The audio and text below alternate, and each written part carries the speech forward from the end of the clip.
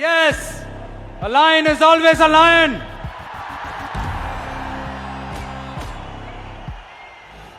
There are so many jackals and other animals in the forest, but there will be only one lion.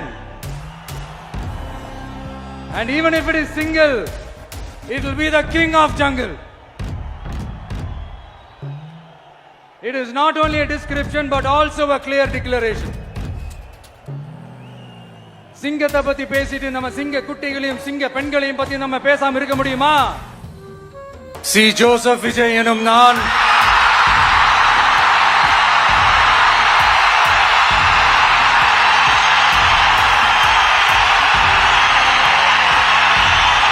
नमस्कार दोस्तों, भारत की राजनीति में हम अक्सर क्या देखते हैं? आरोप प्रत्यारोप, धर्म और जाति की लड़ाई, नफरत से भरे भाषण और कुर्सी के लिए हर सीमा पार करती राजनीति। लेकिन साल 2026 में तमिलनाडु से एक ऐसी तस्वीर सामने आई जिसने पूरे देश को चौंका दिया। एक तरफ थे दक्षिण भारत के सबसे बड़े सुपरस्टारों में से एक विजय, दूसरी तरफ तमिल राजनीति के दिग्गज नेता M.K. स्टालिन। दोनों चुनाव में आमने सामने थे, दोनों की विचारधारा अलग थी, दोनों के समर्थक सड़कों पर लड़ रहे थे। लेकिन चुनाव खत्म होने के बाद जो हुआ वो आज की राजनीति में लगभग असंभव माना जाता है। विजय खुद स्टालिन के घर पहुंचे, उन्होंने उनका सम्मान किया, उनसे गले मिले, बैठकर लंबी बातचीत की और तभी लोगों ने पहली बार महसूस किया कि शायद राजनीति का मतलब सिर्फ दुश्मनी नहीं होता। आज के भारत में राजनीतिक विरोधी को दुश्मन बना दिया जाता है। दिल्ली से लेकर महाराष्ट्र तक, बिहार से लेकर उत्तर प्रदेश तक हमने नेताओं को एक दूसरे को खत्म करने की कोशिश करते देखा है। लेकिन तमिलनाडु ने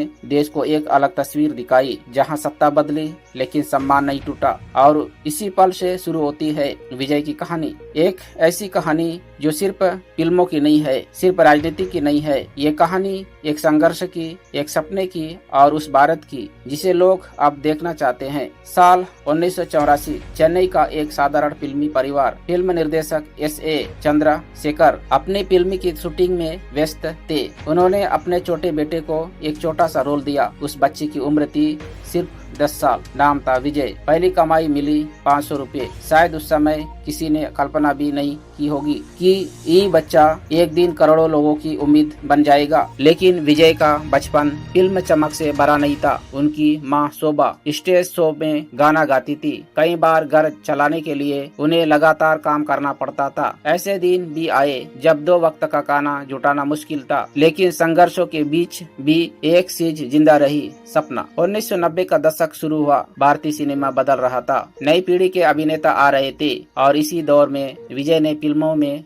बतौर हीरो कदम रखा। लेकिन शुरुआत आसान नहीं थी। उनकी एक्टिंग का मजाक उड़ाया गया, उनके डांस पर मीम बने। आलोचकों ने कहा कि वो कभी सफल नहीं हो पाएंगे। लेकिन यहाँ एक चीज अलग थी। विजय ने जवाब शब्दों से नहीं दिया, उन्होंने जवाब दिया लगातार काम करके। धीरे धीरे उन्होंने खुद को बदला। रोमांटिक फिल्मों से शुरुआत हुई, फिल्म एक्शन फिल्मों तक पहुँचे और फिर उनकी फिल्मों में समाज दिखने लगा। किसानों की समस्या, भ्रष्टाचार, कारपोरेट दबाव, बेरोजगारी, स्वास्थ्य व्यवस्था और राजनीति के अंदर छिपी सच्चाई। यही वो समय था जब लोग विजय को सिर्फ अभिनेता नहीं बल्कि अपनी आवाज मानने लगे। तमिलनाडु की राजनीति का इतिहास हमेशा फिल्मों से जुड़ा रहा। MGR, करुणानिधि, जयललिता ये सिर्फ नेता नहीं थे, ये सांस्कृतिक प्रतीक थे। और विजय ने इस इतिहास को बहुत करीब से समझा। उन्हें एहसास हुआ कि अगर राजनीतिक में आना है तो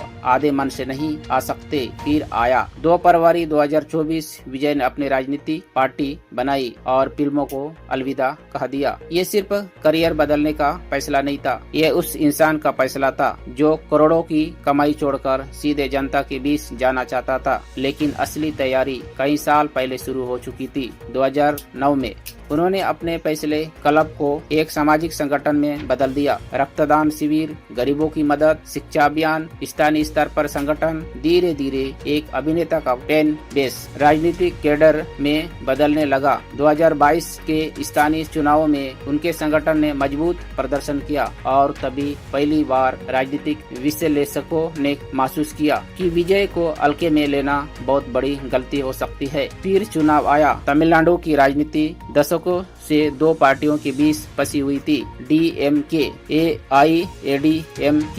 लोगों को लगता था कि कोई तीसरा चेहरा भीड़ तो जुटा सकता है लेकिन सत्ता नहीं बदल सकता। लेकिन विजय ने एक अलग रणनीति अपनाई। उन्होंने हर दिन टीवी डिबेट नहीं की, हर घंटे सोशल मीडिया पर बयान नहीं दिए, हर मुद्दे पर आक्रामक प्रेस कॉन्फ्रेंस नहीं की। वो चुपचाप लोगों के बीच जाते रहे, ग्राउंड पर काम करते रहे और धीरे धीरे भीड़ समर्थन में बदल गई। समर्थन आंदोलन में जब चुनाव परिणाम आए तो तमिलनाडु ने इतिहास लिख दिया। एक फिल्म स्टार राज्य का मुख्यमंत्री बन चुका था, लेकिन असली चर्चा उसके बाद शुरू हुई। शपथ ग्रहण समारोह में एक छोटा सा पल वायरल हुआ। स्टाफ ग्रुप फोटो के लिए टेबल हटा रहा था और तभी मुख्यमंत्री विजय खुद आगे आए और टेबल उठाने लगे। लोगों को ये दृश्य छोटा लगा, लेकिन राजनीति में ऐसी छोटी चीजें ही सबसे बड़ी संदेश देती है, क्योंकि सत्ता अक्सर दूरी पैदा करती है। लेकिन यहाँ मुख्यमंत्री स्टाफ के साथ खड़ा था। मुख्यमंत्री बनने के बाद विजय ने कई बड़े ऐलान किए। 200 यूनिट मुफ्त बिजली, महिलाओं की सुरक्षा के लिए विशेष टास्क फोर्स, ड्रग्स और नशे के खिलाफ अभियान, युवाओं के लिए रोजगार योजनाएं, AI और टेक्नोलॉजी शिक्षा पर जोर। उन्होंने बेरोजगार युवाओं के लिए आर्थिक सहायता की बात की, गरीब परिवारों और महिलाओं के लिए नई योजनाएं शुरू की और पहली बार कई युवाओं को लगा कि कोई नेता उनकी भाषा समझ रहा है। लेकिन दूसरी तरफ उनकी निजी जिंदगी में दबाव बढ़ता जा रहा था। उनकी पत्नी संगीता, जो कभी उनकी सबसे बड़ी ताकत मानी जाती थी, उनके रिश्तों में दूरी की खबरें आने लगी। राजनीति, स्टारडम, लगातार सार्वजनिक दबाव, इन सब ने उनकी निजी जिंदगी को प्रभावित किया। लेकिन इसके बावजूद विजय सार्वजनिक मंचों पर हमेशा शांत दिखाई दिए, क्योंकि शायद वो समझ चुके थे कि अब उनकी जिंदगी सिर्फ